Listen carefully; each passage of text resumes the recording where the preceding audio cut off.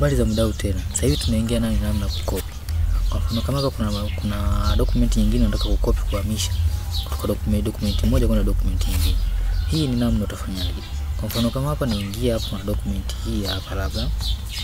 Nitaingia hapa niangalie document gani zilizopo ili ni copy. Hii hapa. Labda kuna hii hapa computer keyboard. Naifungua hii computer keyboard hii hapa. Hii naweza nikaikopi. Hii kama hivi nimeikopi hapa, nitaichukua hii hapa, umeshaona, nitaipaste kwenye kazi yangu,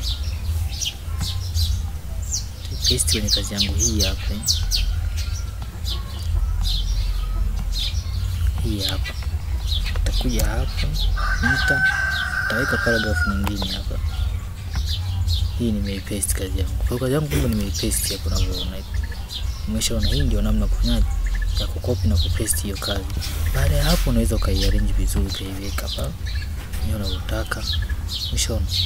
Labda unataka ufanyaje haya kama hapo wameweka na nini. Unaweza kufanya hivi ukaja ukapiga hapa yani maandishi kawaida kama hivi.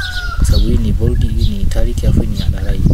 Kuna nyingine nyingi hapo zipo hizi hapa hivi. Hii ndio namna ya kufanyaje ya kukopi hiyo kazi. Ukitaka kukopi kuya bold yote unafanya tu hivi. Hii kwa right manako unabonyeza right, alafu unatembeza hii kasa yako. Hii ni kwa right. Ila ukitaka kwa right vitu vyote hapo unabonyeza control A, yani hivi control A. Nikibonyeza control A nitakuwa nimeachukua yote kwa pamoja na kama ulivyoona hapo ilivyokaa. Nitaandua hapa tu, nitaacha. Hii ndio namna kufanyaje. Baada ya hapo utasave kama kawaida hapa. Na kwa tayari imeshakuwa nimejisave.